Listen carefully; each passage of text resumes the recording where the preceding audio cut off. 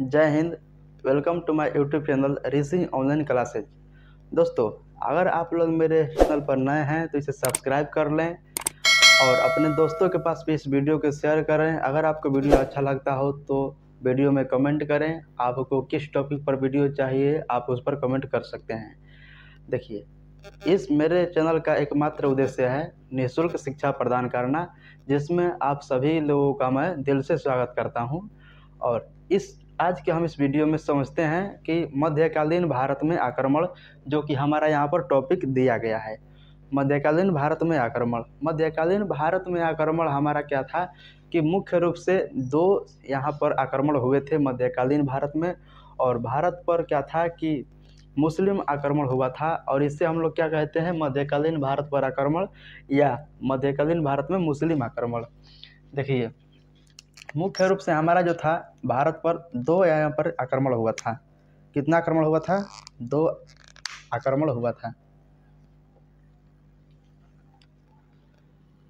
इसमें हमारा पहला हमारा था अरब आक्रमण।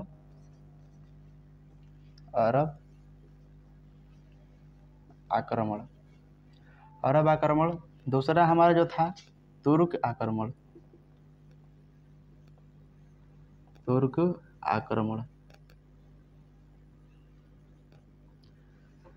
अरब आक्रमण जो हो गया, अरब आक्रमण में हमारा यहाँ पर 3 बार आक्रमण हुआ था। और तीनों बार आक्रमण जो हुआ था उसमें हमारा जो पहला आक्रमण जो हमारा इसमें क्या था, इसको हम लोग देखते हैं। देखिए, पहला जो आक्रमण हुआ था वह अरब का एक शासक था, उसका नाम यहाँ पर था उदयाबुल। इस क्या था, शासक का नाम था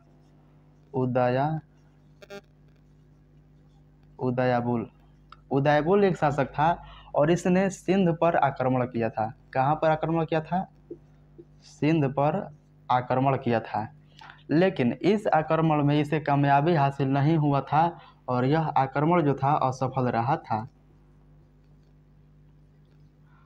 यह आक्रमण कैसा रहा? यह आक्रमण असफल रहा।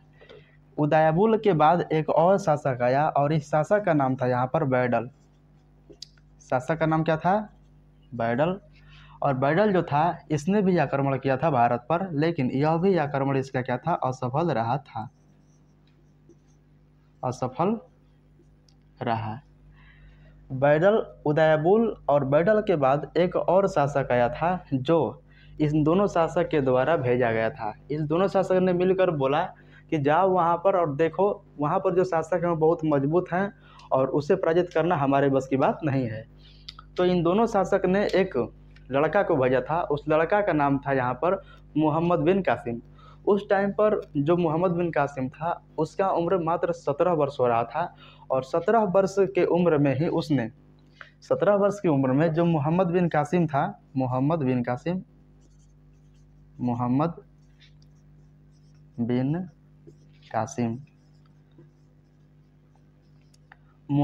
कासिम जो था वह 17 वर्ष की उम्र में ही भारत पर आक्रमण करता है, और यह आक्रमण 712 ईस्वी में करता है। 712 ईस्वी में यह आक्रमण करता है, और किस जगह पर आक्रमण करता है? तो यह सिंध पर आक्रमण करता है। सिंध पर यह आक्रमण करता है, और सिंध का एक राजा था। राजा का नाम था यहाँ पर दाहिर। राजा का नाम क्या था? दाहिर था। सिंध पर जो आक्रमण हुआ था, राजा का नाम क्या था? दाहिर जो था वह मोहम्मद बिन कासिम से पराजित हो गया था। दाहिर किससे पराजित हुआ था? यहाँ पर दाहिर जो था मोहम्मद बिन कासिम से पराजित हुआ था। दाहिर जो था वह, इसकी 2 बेटी थी। दाहिर की बेटी कितनी थी? 2 थी। दाहिर जो था इसकी बेटी कितनी थी? 2 थी।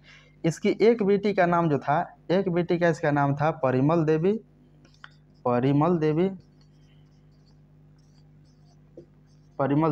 और दूसरी बेटी का नाम था यहाँ पर सूरज देवी। जो दाहिर था वह दाहिर मोहम्मद बिन कासिम के विजय से, यानी उसके आक्रमण से हार गया था। और इसकी जो बेटी थी, बेटी का नाम था यहाँ पर परिमल देवी, और दूसरी का नाम था सूरज देवी। इन दोनों जो बेटी को मोहम्मद बिन कासिम अपने साथ ले गया अरब के देशों में। और अरब के देशों का आप लोगों को मालूम होगा, जो कि आप लोग इसे जानते होंगे कि अरब एक प्रकार का देश है जहाँ पर लोग कमाने के लिए भी जाते हैं। तो मोहम्मद बिन कासिम ने इन दोनों बेटियों को, जो कि यह किसकी बेटी थी, दाहिर की बेटी थी, इन दोनों बेटी को ले गया कहाँ पर, अरब देश में ले गया।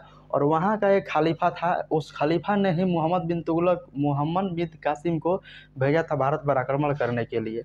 लेकिन ये जो बेटी थी, इन बेटियों ने यहाँ पर षड्यंत्र रचा था, किसको मारने के लिए, मोहम्मद बिन कासिम को मारने के लिए।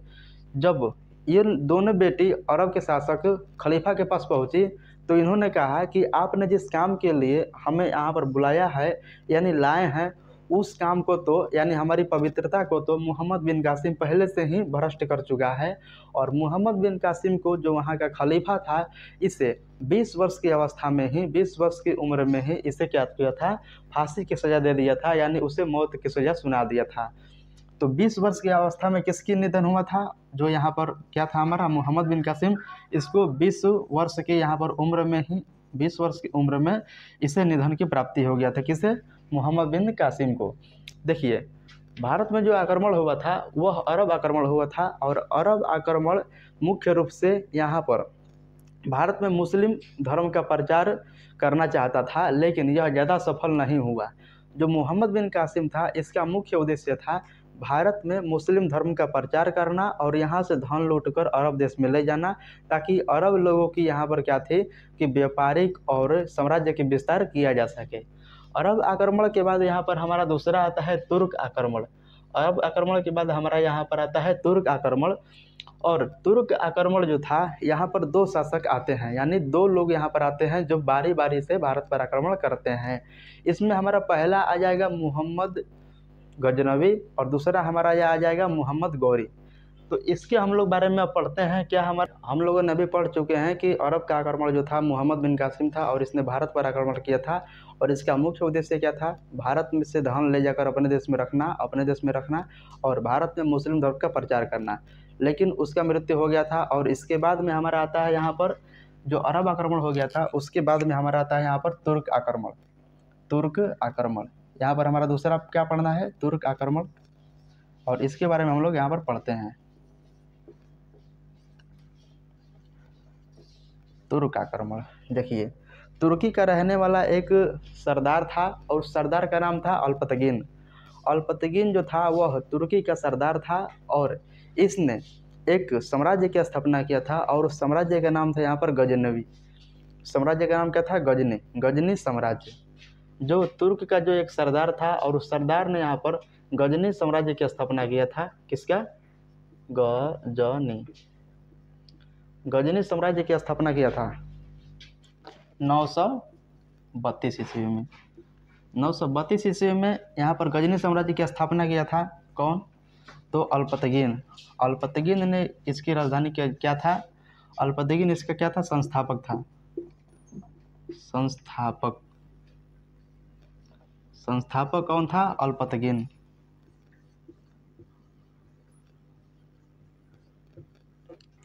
अल्पतगिन ने गजनी साम्राज्य की स्थापना किया था और 932 ईस्वी में इसकी साम्राज्य की स्थापना किया था कौन, अल्पतगिन जो था वह तुर्की का एक रहने वाला सरदार था और इसने किसकी स्थापना किया था, गजनी साम्राज्य की स्थापना किया था। अल्पतगिन जो था उसके मृत्यु के बाद उसका एक उत्तराधिकारी था। उत्तराधिकारी का मतलब क्या होता है कि जैसे मेरे बाद अगर कोई आएगा तो वो मेरा उत्तराधिकारी हो गया। उत्तर मतलब होता है बाद, ठीक है। तो यहाँ पर जो था अल्पतगिन के बाद एक इसका उत्तराधिकारी आता है, उसका जो उत्तराधिकारी आता है उसका यहाँ पर नाम था पिरितगिन।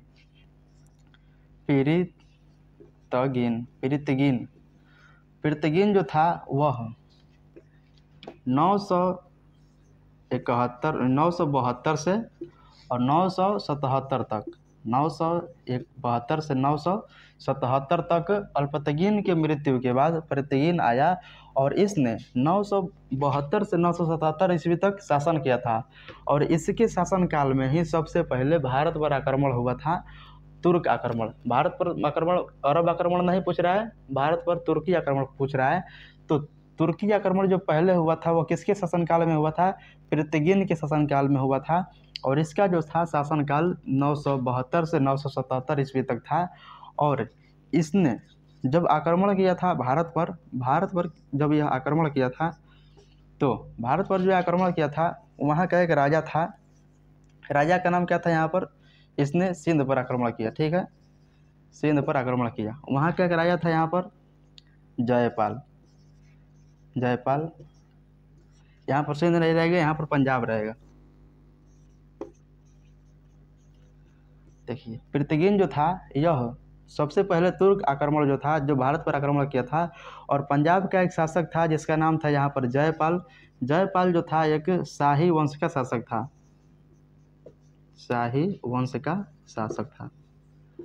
जयपाल जो था वह शाही वंश का शासक था, और इसके पृथ्वीन ने किसको हराया था, यहाँ पर जयपाल को हरा दिया था। लेकिन पृथ्वीन ने यहाँ पर शासन किया था कितना वर्ष तक, 972 से 977 ईस्वी तक। लेकिन जो अल्पतगीन है यहाँ पर क्या था, अल्पतगीन, अल्पतगीन का एक दामाद था, और इसका दामाद का नाम था यहाँ पर सुबुतकीन। अल्पतगीन के दामाद का नाम क्या था, सुबुतकीन था। यहाँ पर हम लोग लिखते हैं क्या, सुबुतकीन, सुबुतकीन। यह किसका दामाद था, यह दामाद था अल्पतगीन का, दामाद अल्पतगीन का, अल्पतगीन का यह क्या था, दामाद था। और इसने 971 ईस्वी में इसने गजनी की गद्दी पर बैठा था, गजनी की गद्दी पर बैठा। गजनी की गद्दी पर कौन बैठा था, सुबुतकीन। और कब बैठा था, 971 ईस्वी में गजनी की गद्दी पर बैठा था। जो सुबुतकीन था, सुबुतकीन के 2 बेटे थे। सुबुतकीन के कितने बेटे थे, 2 बेटे थे। इसमें से इसका एक बेटा का नाम यहाँ पर आ जाएगा, एक बेटा का इसमें नाम आ जाएगा अस्माइल। एक इसका बेटा था जो कि यह क्या था, छोटा बेटा था। यह इसका कैसा बेटा था, छोटा बेटा था। लेकिन जो हमारा दूसरा आ जाएगा, दूसरा बेटा का नाम था यहाँ पर महमूद, महमूद जो था, और यह बड़ा बेटा था। देखिए यहाँ पर क्या होता है कि आज के भी जो समाज है उसमें जो सबसे बड़ा बेटा को ही यानी अधिक रूप से मान्यता पर्याप्त होती है। लेकिन जो सुबुतकीन था यह अपने बड़े बेटे को राजा नहीं बनाकर अपने छोटे बेटे को यानी अस्माइल को राजा बना दिया था। लेकिन जो यह महमूद है, महमूद अपने छोटे भाई की हत्या कर देता है अस्माइल का, और गजनी पर बैठ जाता है कौन, महमूद। महमूद गजनी पर बैठ जाता है, और यह गजनी पर कब बैठता है यहाँ पर, तो 998 में, 998 में कौन बैठता है, महमूद बैठता है। अब हम लोग पढ़ते हैं यहाँ पर महमूद के बारे में। महमूद जो है वह महमूद कहाँ का, किसका बेटा है, सुबुतकीन का बेटा है। और सुबुतकीन के कितने बेटे थे, 2 बेटे थे। इसमें पहला इसका हो जाएगा यहाँ पर अस्माइल, दूसरा हो जाएगा हमारा महमूद। अब महमूद गजनवी के बारे में हम लोग पढ़ते हैं। देखिए सुबुतकीन का जो बेटा था उसमें बेटा उसका कितने थे, 2 बेटा थे। पहला बेटा का नाम था अस्माइल जो कि छोटा बेटा था, और दूसरा बेटा का नाम क्या था यहाँ पर, महमूद जो कि बड़ा बेटा था। लेकिन सुबुतकीन जो था वह अपने छोटे बेटे को यहाँ पर राजा बना दिया था, और ये जो बड़ा बेटा इसका महमूद था इसे पसंद नहीं था, इसलिए अपने छोटे भाई का हत्या कर देता है। और 998 ईसा पूर्व 98 ईस्वी में क्या है कि यहाँ पर गजनी साम्राज्य की यानी गद्दी पर बैठता है। तो हम लोग पढ़ते हैं महमूद गजनवी के बारे में। महमूद गजनवी के बारे में आप लोगों ने बहुत बार सुना होगा, और यह बहुत फेमस आक्रमणकारी है, जो बहुत इसकी प्रसिद्धि है भारत में आक्रमण के लिए। तो महमूद जो गजनवी है इसका जो जन्म हुआ था, कब हुआ था, इससे हम लोग देखते हैं। देखिए महमूद गजनवी का जो जन्म हुआ था, इसका जन्म 1 नवंबर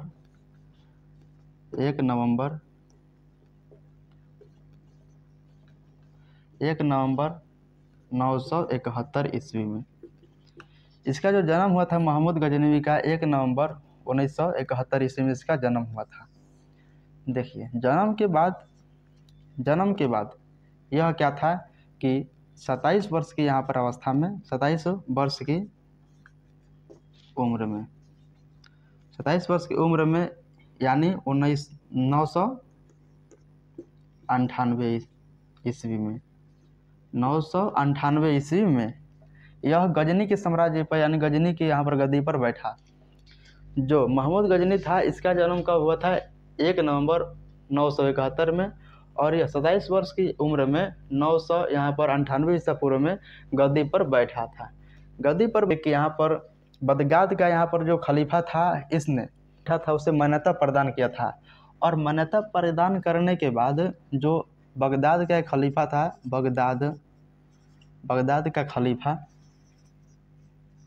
बगदाद का जो खलीफा है उसने इसे 2 उपाधि दिया था। 2 उपाधि में हमारा क्या था? यहाँ पर बगदाद का जो खलीफा था वो 2 उपाधि दिया था, और इसने क्या दिया था? यामीन उद दौला, यामीन उद दौला, या इसी को हम लोग बोलते हैं यामीन उल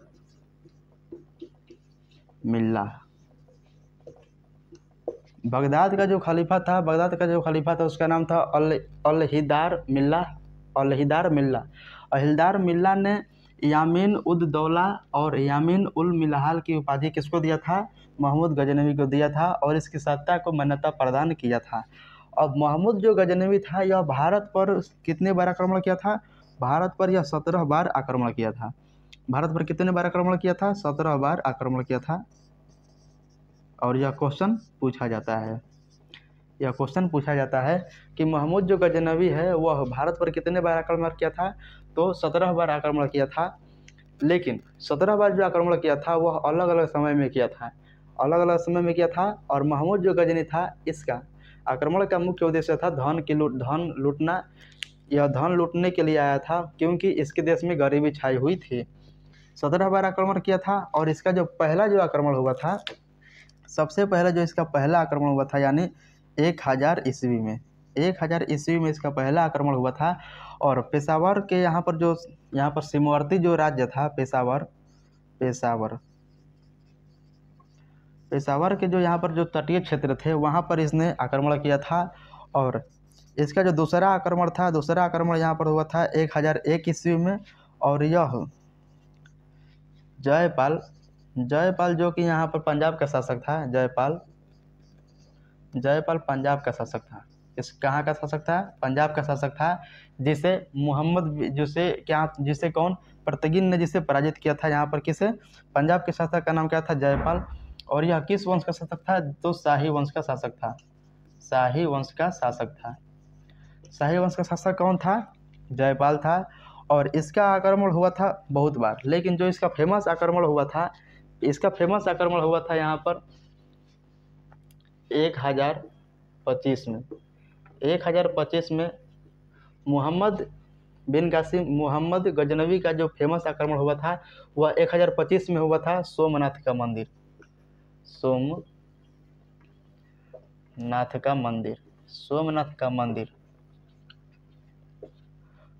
मंदिर। महमूद जो गजनी था इसे यहाँ पर इसके देश से बहुत बड़ा जानकारी मिला था कि जो भारत में सबसे ज़्यादा धन जो है वह यहाँ पर क्या है? भंडारित है।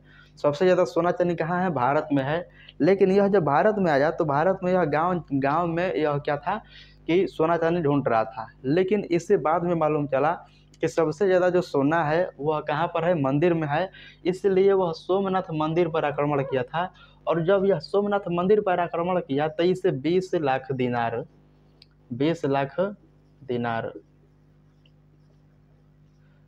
दिनार किसे प्राप्ति हुआ था? किसे? महमूद गजनी को। महमूद गजनी कितने लाख दिनार की प्राप्ति हुआ था? 20 लाख यहाँ पर दिनार की प्राप्ति हुआ था। और मंदिर में तो आप लोग जानते ही हैं कि मंदिर में कोई सैनिक और कोई मतलब बॉडी बिल्डर खड़ा नहीं रहेगा, वहाँ पर क्या रहेगा? पुजारी रहेगा। और पुजारी में इतना मतलब कि हिम्मत कहाँ है, यानी उसमें ताकत कहाँ है जो कि एक ताकतवर आदमी का सामना कर सके। तो इसलिए जो सोमनाथ का जो मंदिर है उसे लूट लिया कौन? 1025 ईस्वी में महमूद गजनी ने लूट लिया था। और जो सोमनाथ का जो मंदिर है यह गुजरात में स्थित है, आप लोग इसे याद रखिएगा। सोमनाथ का जो मंदिर कहाँ स्थित है? वह गुजरात में स्थित है, आप लोग इसे ध्यान देंगे। यह मंदिर कहाँ है? गुजरात में है। सोमनाथ का जो मंदिर है वह गुजरात में है, और इसे लूटा था कौन? महमूद गजनी जो था वह सोमनाथ मंदिर को लूटने के बाद अपने देश लौट रहा था, लेकिन रास्ते में इसे पंजाब के जो यहाँ पर जाट थे, जाटों ने इसका विरोध कर दिया और कुछ जाटों ने इसके जो धन थे उसको लूट लिया था। यानी 20 लाख जो दिनार लेकर अपने देश लौट रहा था, उस पूरे दिनार में से कुछ दिनार को जाटों ने इसको लूट लिया था। और जाटों को लूटने के बाद जो यहाँ पर महमूद गजनी है, इसे जाटों का विरोध करना पड़ा। और जाटों का विरोध करने के लिए यह कब आया, तो एक बार और आया था। जो जाटों का विरोध करने के लिए वापस लौट कर आया था 1027 में। 1027 में यह किसके विरोध किया था? यहाँ पर जाटों के विरोध में लड़ाई किया था और जाटों को भी यहाँ पर पराजित किया था। किसे? जाटों को भी पराजित किया था। जाटों को भी पराजित किया था कौन? महमूद गजनवी। और जाटों को पराजित यहाँ पर क्या था, पराजित करने के बाद इसका जो मृत्यु हुआ था 1030 ईस्वी में। 1030 ईस्वी में किसका मृत्यु हुआ था? महमूद गजनवी का। महमूद गजनवी का यहाँ पर मृत्यु हो गया था 1030 ईस्वी में। और महमूद गजनवी का जो यहाँ पर मृत्यु हो गया था, महमूद गजनवी का एक छोटा सा यहाँ पर एक उत्तराधिकारी था। उसका उत्तराधिकारी का नाम क्या है यहाँ पर? गौरी। गौरी जो था, जो कि मोहम्मद गौरी इसका पूरा नाम है। गौरी महमूद गजनवी के बाद यहाँ पर गौरी आता है और गौरी भी भारत पर आक्रमण करता है। और गौरी के बारे में हम लोग अगले वीडियो में समझेंगे। तब तक के लिए धन्यवाद। और वीडियो अगर आप लोगों को अच्छा लगे तो आप लोग इसे सब्सक्राइब करें। जय हिंद, जय भारत।